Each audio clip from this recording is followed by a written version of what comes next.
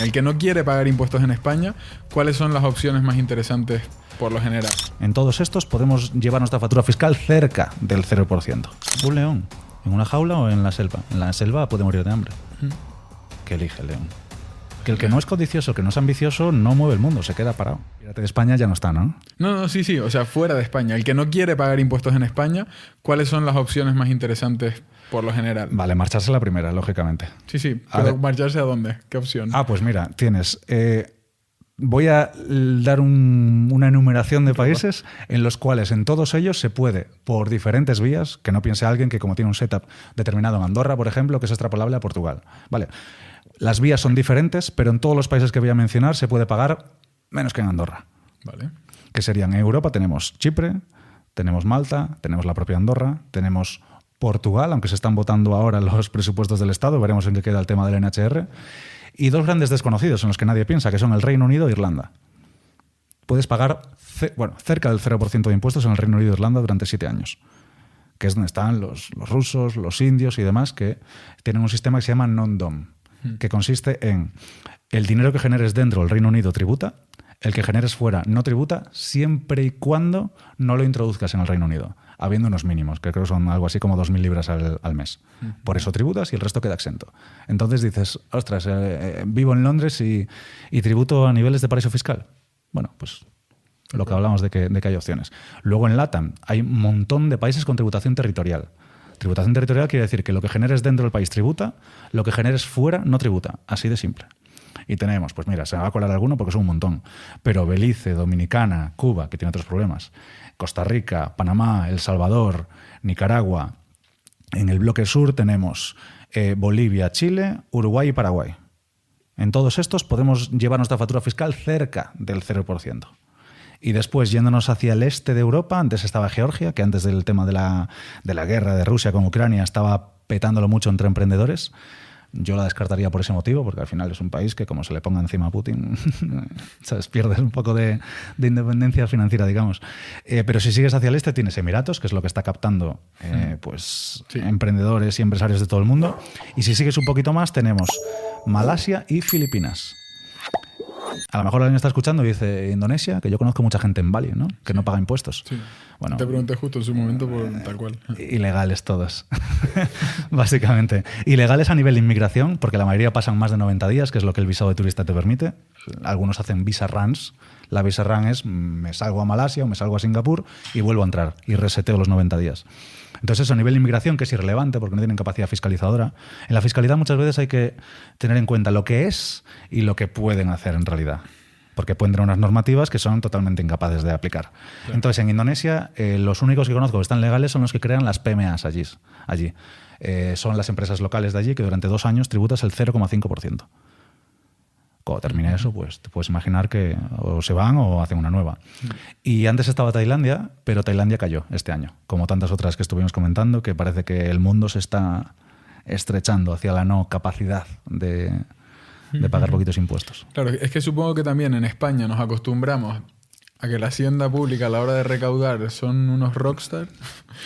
Aunque en todo lo demás sean unos... Bueno, no en todo lo demás, pero en muchas cosas sean unos matados. Ten cuidado.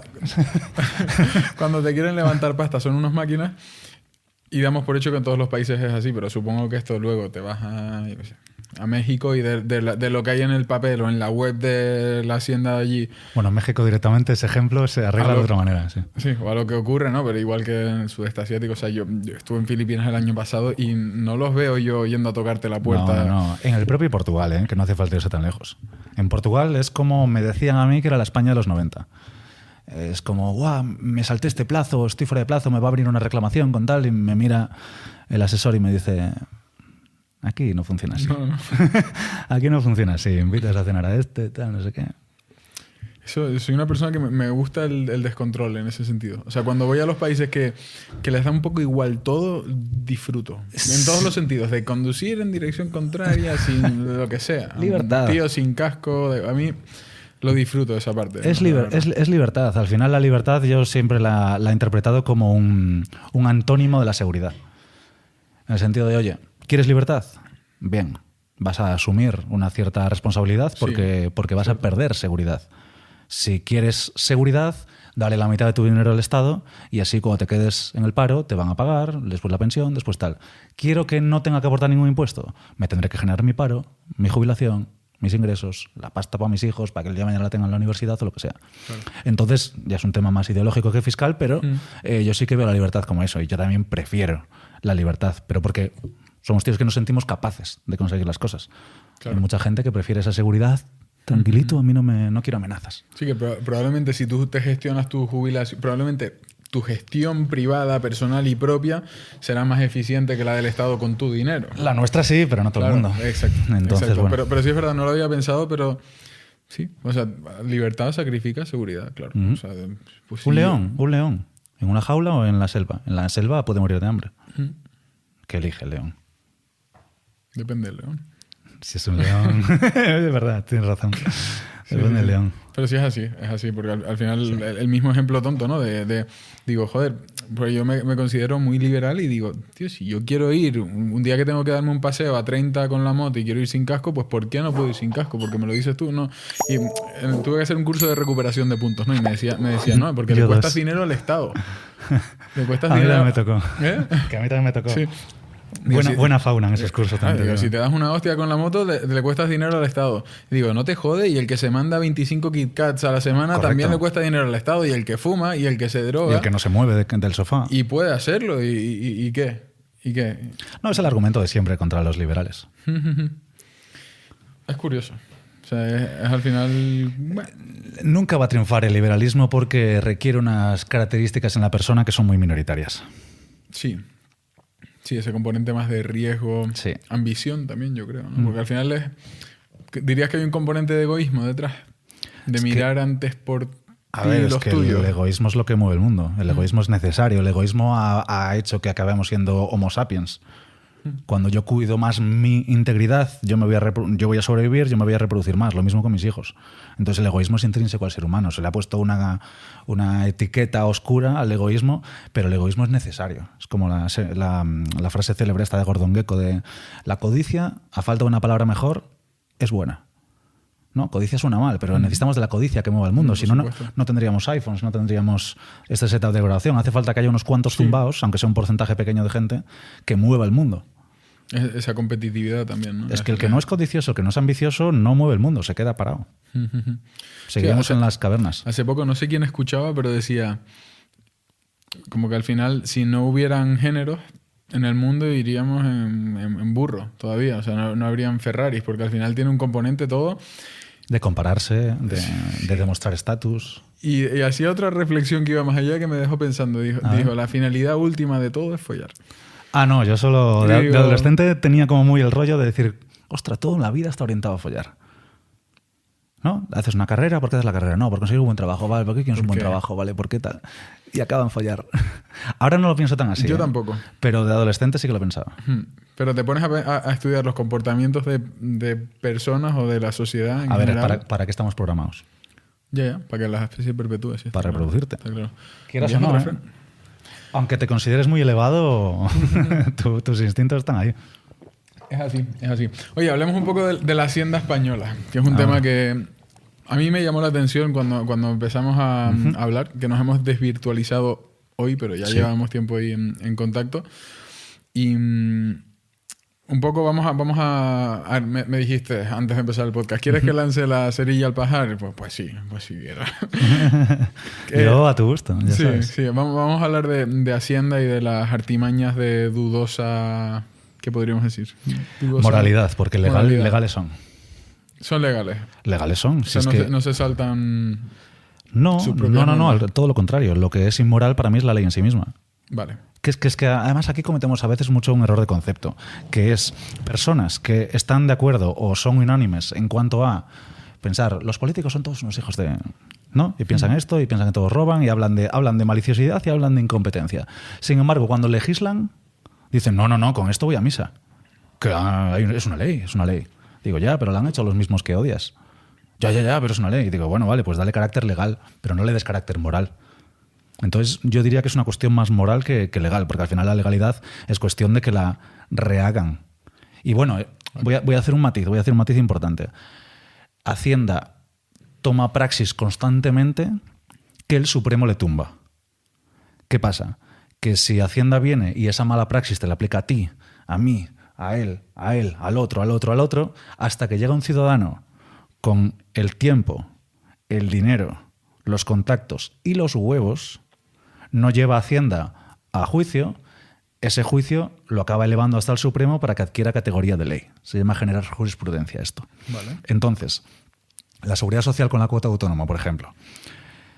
La Seguridad Social te sancionaba si no te dabas de alta como autónomo y pagabas la cuota, aunque así generases menos facturación que la propia cuota. Esto a alguien se le hincharon ahí y llegó hasta el Supremo y el Supremo lo tumbó, como es lógico. Vale, pues la Seguridad Social, este año que ha hecho, pues te pongo que hasta de 0 a un importe determinado pagas una cuota muy minorada.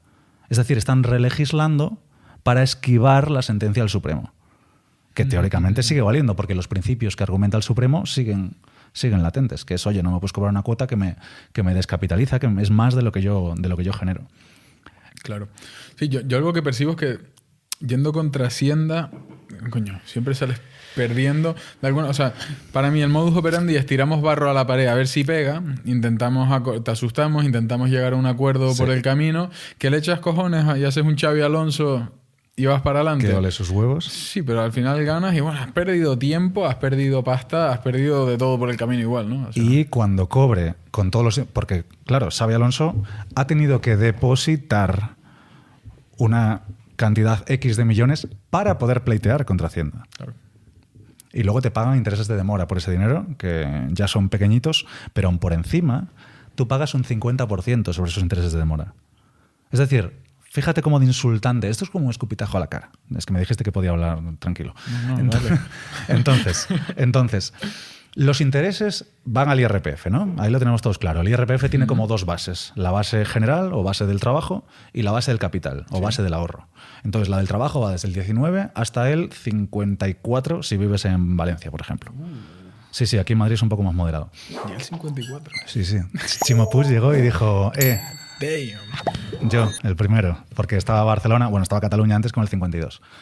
Entonces, hasta el 54 y luego está la base del capital, que va del 19 hasta el 28%. Espera. Hay que pagar el 54%. Más la seguridad social y que con ese dinero todo lo que compres lleva impuestos. Bueno, prosigue. A ver, nadie paga los tramos altos del IRPF. Solo los ejecutivos y los futbolistas. Ya. El resto vehiculizan de otras vías. Sí, pero el que los paga, vamos. El que los paga no le queda más remedio. Tiene que flipar. Sí, yo preferiría no ver la nómina, solo ver el banco y decir, bueno, vale, es suficiente o no, o lo que sea, y te olvidas. Pero lo gracioso de todo esto, por lo que digo que es un escupitajo a la cara, es porque los intereses tributan entre el 19 y el 28%. Pero los intereses de demora pagados por Hacienda, que en realidad los pagamos todos nosotros, no los paga Hacienda, pues por algún motivo X, sin explicación, van a la base general. Y si pues el otro día un contribuyente le devuelven 80.000 euros después de 11 años pleiteando y de esos 80.000 paga 40 a Hacienda, que es quien le metió ahí. Wow. Por eso te digo que es servilismo, es la mente colmena, el que no te quejes, el que no seas consciente, el que tragues con todo, el que claramente está siendo un estado de servidumbre.